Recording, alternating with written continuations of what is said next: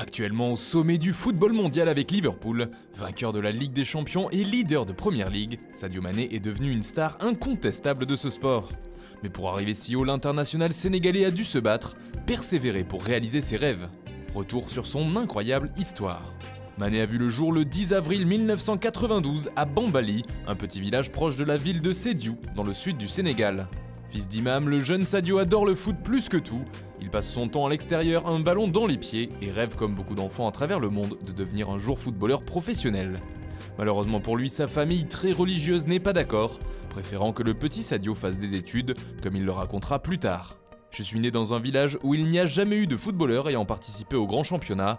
Je me souviens que quand j'étais petit, mes parents pensaient que je devais étudier pour devenir professeur. Ils pensaient que le football était une perte de temps et que je n'y arriverais jamais. J'ai toujours dit, c'est le seul travail qui permettra de t'aider et je pense avoir une chance de devenir footballeur. Ils n'en étaient pas sûrs car j'étais loin de la capitale et presque personne n'y était parvenu. Ils étaient donc contre et ils n'y ont jamais cru, jusqu'au jour où j'ai signé mon premier contrat professionnel.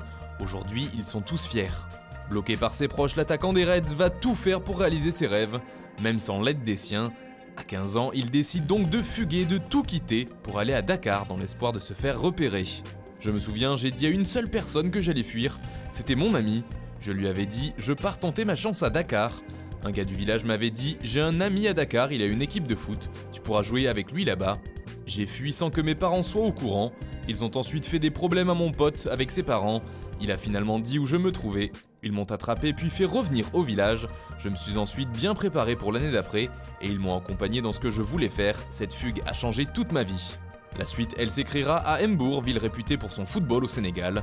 C'est là-bas que Mané va se présenter pour une nouvelle détection en 2009 et que son talent sera pour la première fois repéré, malgré un équipement plus que rudimentaire. Il y avait 200-300 jeunes qui attendaient en file indienne pour tenter leur chance, se souvient l'international sénégalais. Ça partait mal pour moi, car quand je me suis présenté, on m'a un peu ri au nez. J'avais une culotte qui ne ressemblait en rien à un short de foot, et mes chaussures étaient toutes déchirées sur le côté, réparées comme j'avais pu avec du fil. Ceux qui faisaient passer les tests me regardaient bizarrement. Comme je n'étais pas trop mal, j'ai été pris. C'était le début de mon aventure. C'est durant un championnat de foot de quartier qu'il se fait repérer, et il est rapidement aiguillé vers Génération Foot, un des nombreux clubs de Dakar. Là-bas, il passe des tests qui s'avèrent concluants. Quand j'ai vu son toucher de balle, je me suis dit vraiment ça c'est un bon joueur, raconte Abdou Diatta, recruteur pour Génération Foot. Après 2 jours de tests, j'ai dit celui-là, on le prend direct. Ses qualités de percussion, de vitesse et de dribble finissent de convaincre tout le monde au club dakarois. Sur le côté de l'attaque, comme aujourd'hui à Liverpool, il fait les beaux jours de Génération Foot et participe à la montée en 2e division sénégalaise à l'issue de la saison 2010-2011. Mais il ne restera pas très longtemps dans le championnat national, puisqu'à l'été 2011, il part en direction du FC Metz, grâce à un partenariat entre les deux clubs. Il fait ses débuts professionnels le 14 janvier 2012, à la 75e minute face à Bastia. Mais pour Mané, le début de l'aventure en Europe n'est pas tout rose chez les Grenats. Il jouera 21 matchs sous le maillot messin, mais ne trouvera le chemin défilé qu'une seule fois. Il aurait alors caché à ses dirigeants une pubalgie qui le faisait souffrir pour continuer de jouer. Malgré ses débuts difficiles, il est tout de même suivi de près par le RB Salzbourg. Il va d'ailleurs faire ses valises pour le club autrichien en échange de 4 millions d'euros versés au FC Metz à l'été 2012. Cette saison est décidément charnière dans la carrière du natif de Bambali, puisqu'il va aussi connaître ses premiers pas avec les Lions de la Teranga. Il débute face au Maroc, alors entraîné par Eric Guéret, et offre la passe décisive à Moussa Konaté pour le but de la victoire. À la rentrée, le jeune Sadio découvre alors l'Autriche à l'âge de 20 ans. Et c'est au RB Salzbourg qu'il va prendre son envol. Pour sa première saison là-bas, il plante 19 buts en 29 matchs toutes compétitions confondues. L'année suivante, il fait encore un carton et remporte cette fois le championnat et la Coupe d'Autriche, inscrivant au passage 23 buts en 50 matchs toutes compétitions confondues. Ses performances font du bruit en Europe et notamment en Angleterre, où Southampton lui fait les yeux doux. Il y est transféré durant l'été 2014 contre un chèque d'environ 23 millions d'euros.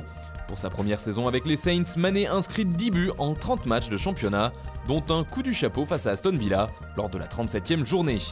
Il s'agit là du hat-trick le plus rapide de l'histoire de la Premier League. 3 buts en 2 minutes 56 secondes. La saison suivante, l'international sénégalais fait un peu mieux avec 11 buts en championnat et 15 réalisations toutes compétitions confondues, faisant de lui le meilleur buteur de l'équipe sur la saison.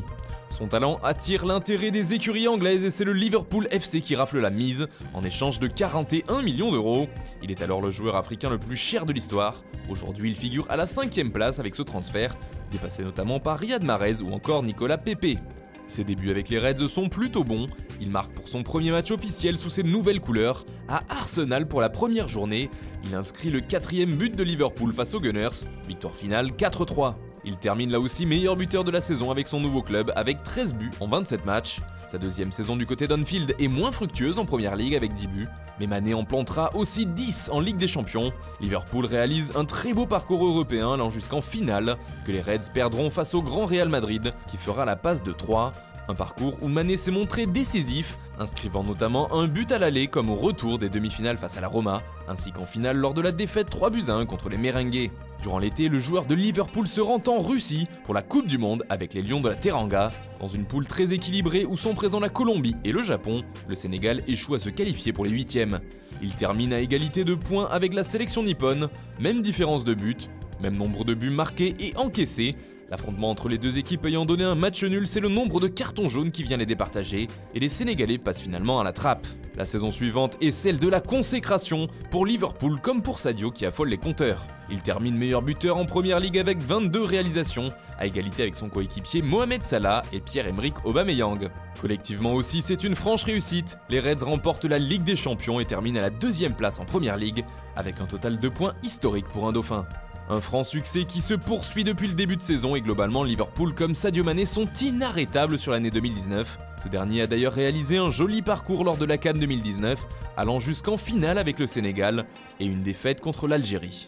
Sur le plan statistique comme sur le plan collectif, Mané réalise donc une année tout simplement exceptionnelle qui lui permet naturellement d'être sélectionné parmi les 30 finalistes du Ballon d'Or et de faire partie des favoris pour le titre, une nomination à laquelle le joueur a rapidement réagi.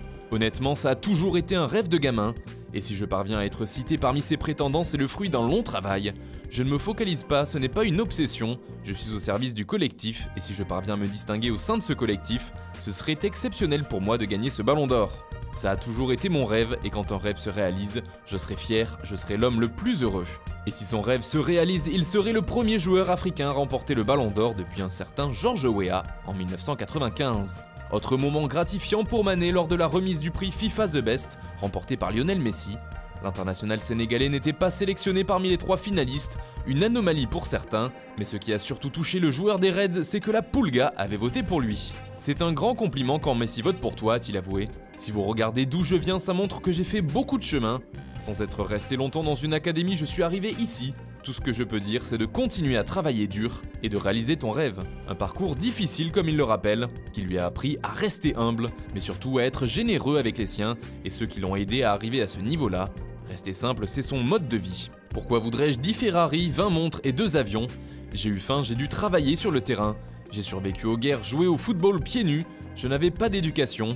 Mais aujourd'hui, avec ce que je gagne grâce au football, je peux aider mon peuple.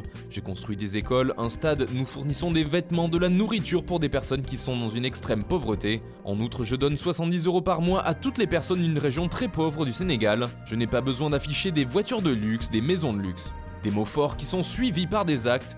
Près de 280 000 € de dons pour construire un lycée dans son village de Bambali, qu'il est allé visiter à l'été 2019. Mané a également donné des fonds pour la construction à venir d'un hôpital, aidé à l'achèvement d'une mosquée toujours à Bambali, d'un stade de foot donc, mais aussi de 300 maillots de Liverpool offerts aux habitants. À 27 ans, Mané n'a donc pas fini de faire le bonheur de ses proches au Sénégal, ni de faire celui des fans de foot à travers le globe.